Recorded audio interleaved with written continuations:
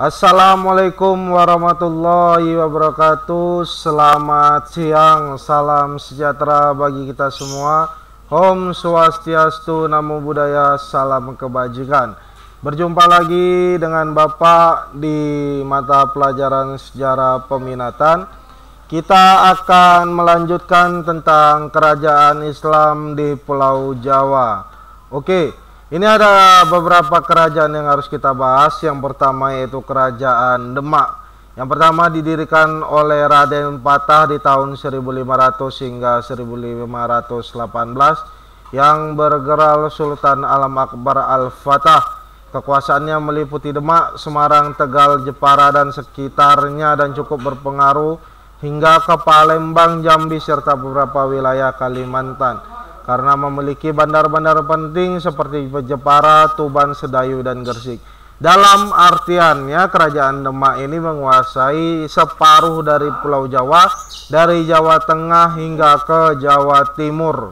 Oke, ini adalah peta dari dari peta dari kekuasaan Jepara. Lalu ini kekuasaannya. Nah, lalu ada peta wilayah Kerajaan Demak di sini. Nah, ada beberapa laut Nusantara, Samudra Hindia diapit oleh dua samudra. Oke, ini silsilah Kerajaan Demak mulai dari Brawijaya Kartabumi.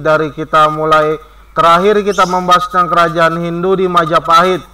Bagaimana jatuhnya Ayam Wuruk, lalu disambung oleh keturunannya, dan terakhir yaitu cucu dari Hayam Wuruk sendiri yaitu Raden Fatah. Nah, Raden Fatah ini mempunyai beberapa keturunan hingga turunlah ke bawah sampai terakhir ke Jongko Tingkir. Nah, di Kerajaan Pajang. Jadi lalu kita akan melihat bagaimana raja pertama Kerajaan Demak adalah Raden Patah. Lalu Raden Patah digantikan oleh Adipati Unus. Lalu panglima perang yang di tahun 1518 hingga 1521, bahwasanya Adipati Unus itu terkenal sebagai panglima yang sangat berani. Dia seperti Gajah Mada cara pola peperangan yang dia lakukan. Lalu ia berusaha membendung pengaruh Portugis sampai ke Jawa. Lalu Adipati Unus digantikan oleh Sultan Trenggono. Lalu Demak mengalami masa kejayaan di tahun 1522. Lalu Demak yang dipimpin Fatahillah menyerang Banten, Sunda Kelapa, dan Cirebon.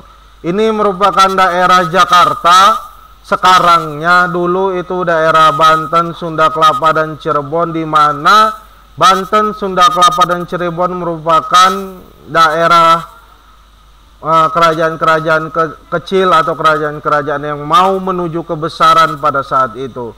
Lalu Sunda Kelapa yang dulunya itu yang dikatakan Sunda Kelapa, lalu berubah menjadi Jayakarta, lalu berubah menjadi Batavia, lalu sekarang menjadi Jakarta.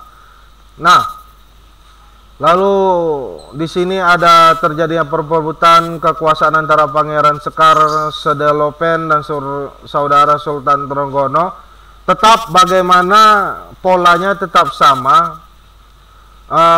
Yang terjadi adalah perebutan kekuasaan antara keluarga. Ini adalah peninggalan kerajaan-kerajaan Demak. Yang paling terkenal ialah Masjid Raya Demak, yang sehingga sampai sekarang sudah mulai banyak terjadi renovasi. Yang dulunya masih kecil sekarang sudah menjadi besar. Nah, tadi kita masuk ke Kerajaan Pajang yang di mana saya bilang keturunan terakhir dari Raden Patah yaitu Kerajaan Pajang yaitu Jongko Tingkir. Bagaimana anak-anak sering melihat bahwasanya Jongko Tingkir hanya sebagai dongeng film. Itu bukan merupakan dongeng, itu adalah bentuk dari sejarah yang kita punya, yang dimana Joko Tingkir itu menguasai kerajaan Pajang, yaitu dia bergelar Sultan Hadiwijaya. Lalu Sultan Hadiwijaya meninggal, ia digantikan oleh putranya Sultan Benowo. Lalu pada masa pemerintahannya, anak Arya Panggiri atau anak Sultan Prawoto melakukan pemberontakan. Atas bantuan anak angkatnya Sutawijaya, pemberontakan tersebut berhasil ditumpas. Lalu Sutawijaya memindahkan pusat kerajaan ke Mataram. Lalu kita masuk ke kerajaan Mataram yang didirikan oleh Sutawijaya dengan gelar Penambahan Senopati Ing Alaga Sayyidin Panatagama. Setelah Senopati wafat, putranya Mas Jolang naik tahta dan bergelar Sultan Anyakrawati. Dia berhasil menguasai Kertasono, Kediri, Mojo Agung. Ia wafat dalam pertempuran di daerah Krapyak, kemudian dikenal dengan Pangeran Sedo Krapyak. Lah, ini lalu raja-raja Mataram Islam. Kita lihat. Tetap kita melihat dari Majapahit bagaimana turun, lalu ada Ki Ageng Selo, Ki Ageng Enes, Jipati Jaya Ningrat, Kebudongan, Jaga Tingkir, terakhir ke Pajang. Lalu di sini ada Sutawijaya ke Mataram. Lalu ini pemanahannya yang berurutan sampai terakhir ke Amangkurat III, yaitu di Kesultanan Amangkurat III, itu sebelah Sultanan Surakarta. Nah, Mas Jolang kemudian digantikan oleh Mas Rangsang bergelar Senopati Ing Alaga Rahman atau Sultan Agung. Lalu pada masa pemerintahnya Mataram mencapai masa keemasan pusat. Pemerintah dipindahkan dari Kepleret ke wilayah kuasaan itu meliputi Jawa Tengah, Jawa Timur, dan sebagian Jawa Barat. Lalu Sultan Agung kemudian berniat untuk merebut Banten. Nah,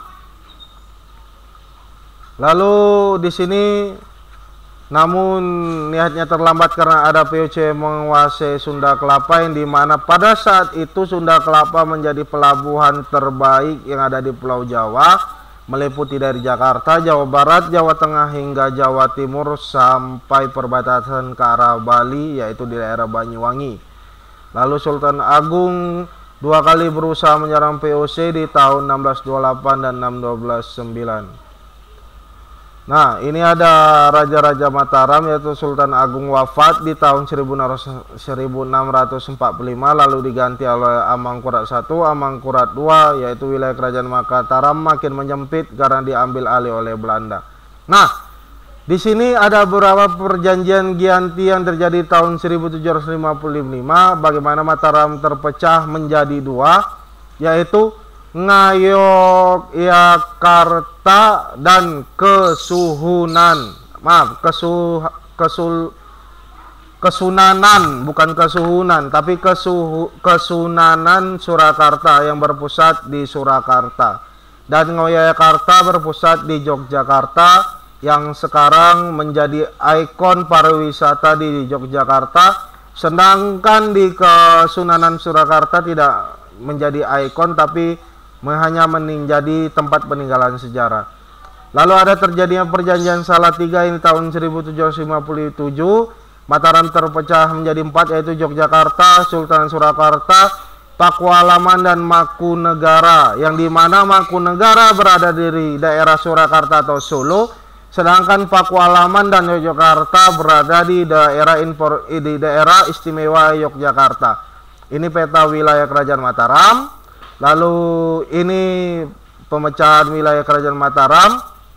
Dan ini dia yang mau saya sampaikan, bahwasanya tetap pola dalam perkembangan sejarah Indonesia adalah pola turut menurun atau keturunan yang dilahirkan, dan perpecahan juga terjadi atas dasar keluarganya, juga atas dasar kekuasaan.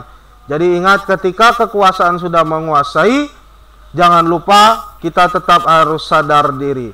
Terima kasih. Saya akhiri, assalamualaikum warahmatullahi wabarakatuh.